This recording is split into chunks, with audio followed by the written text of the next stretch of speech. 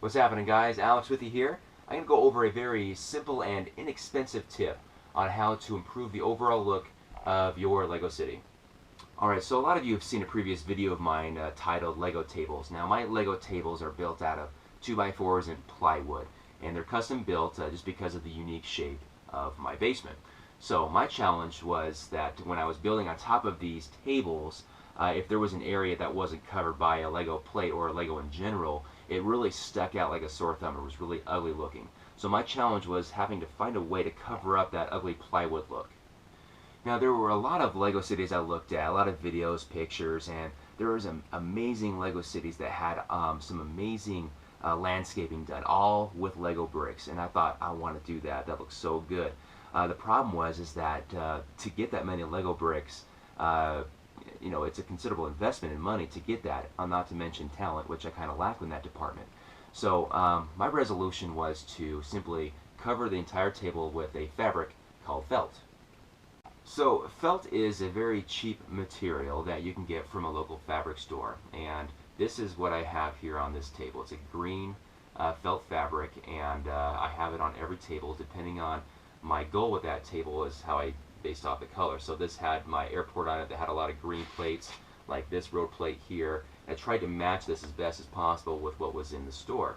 And depending on what I was planning on building on that table was the color of felt that I got. So I have the green color, I've got a light gray color, blue for the ocean, for example. There's a lot of colors you can get. Now when you go to the store, they sell it by the yard, so they have it in these rolls like this here. So there's this black fabric that I haven't used yet. So you buy it by the yard, and you take it up to the nice lady or guy, and you tell them you want so many yards. So let's say 3 yards. They'll measure out 3 yards, and they'll cut it there. And what's really cool about this is that no matter how many yards you get, you're going to get actually 72 inches in width. See how this is looped over here? So it's doubled up. So no matter how many yards you get, it's actually 72 inches wide, which is more than enough to cover up a typical 4-foot by 8-foot plywood table. Okay, just a couple examples around my city with using felt. The ocean is obviously a big plus and no-brainer. And you can kind of see the gray here as kind of this mountainside by the ocean here and the beach. And all of this exposed right here, that's not covered by Lego elements, is all felt. That's kind of a lighter gray felt all the way over to the train yard here.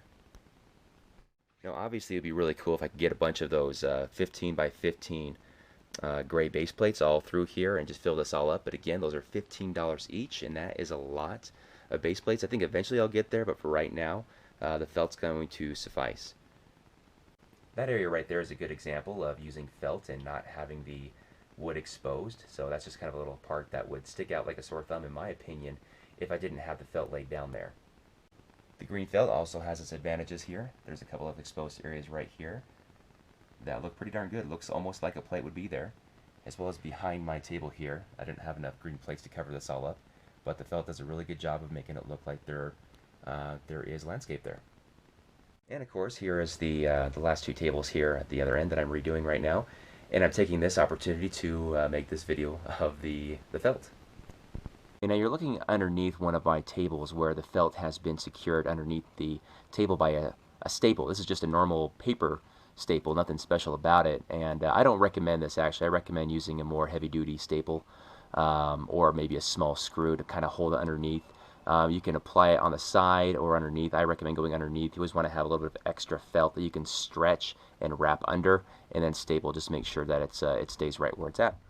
Alright, another huge plus about having fabric on your table. There's a lot of tables you can get that you don't need to have this done. I mean, there's a lot of tables out there that might be exactly what you need color-wise. It's already got a good surface going for you. No problem, you're good to go. But for me, the plywood just wasn't going to cut it.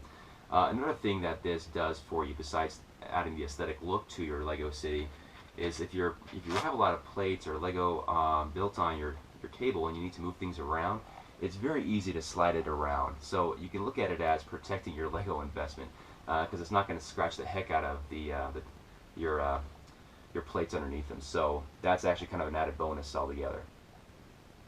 Hey guys, look who it is. It's my wife, Mindy, making a special guest appearance here with me. Thanks so much. So I'm making a video about this felt that I've been putting on my Lego tables.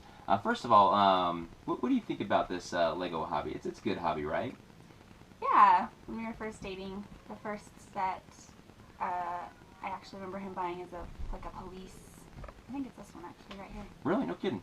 Yeah. You don't That's say. a police set, and so I was like, that's interesting. But I remember playing with Legos as a kid and thought, who doesn't love Lego? So. Right, exactly. So I just take it to the next level, right? Mm-hmm. Thanks, babe. So when I was looking at getting these tables, I built these tables, I needed this fabric, right? Right. And you're kind of a little more of a specialist with fabric than I am anyway. Mm-hmm. So I asked you to go with me to the fabric store, and your response was similar to what? Who are you and what have you done with my husband? Were you excited to go, though? Yeah. I was like, oh, wow, I can actually help you with something with your hobby? This is great. This is a win-win situation, right? Yeah. Cool. So when we went to the store, I didn't really know what I was doing. I'd never been to a fabric store before, really. So there's a kind of a process, right? Yeah, he doesn't understand the mayhem. There is mayhem. Exists. But you have to take a number, Yeah. apparently, and you have this number, so Right. in case there's a line, apparently. Yeah, that's the first thing you have to do. I'm like, the first thing we have to do is get a number because otherwise you'll be waiting forever and ever and ever. And she was right. Getting a number was, because this particular day was very busy. So Yeah. we went and got our shopping cart, and we got those little big rolls of fabric, and we just threw them in there. And remember what the lady said? She thought we were building a. Remember that? We were buying the green and the gray and the blue, and she thought we were building some sort of castle. And I said, yeah, sort of like that. Right. Yeah. I don't remember that, but Anyway, I remember. it's fun. Like, I took him back. We got our number, and then we went back to the felt area and kind of talked about what colors would be good with the Lego, with bricks, and yeah, it was fun. It was a fun, rare moment we have together. A rare moment where you actually helping with my Lego hobby. So Yeah. thank you very much for that. I appreciate that. So thanks for being in this video, honey. We'll hopefully see you in some more videos, maybe. Sure. Yeah. All right. Anytime. All right. Thanks, babe. All right. We'll get back to our normal programming. Ciao.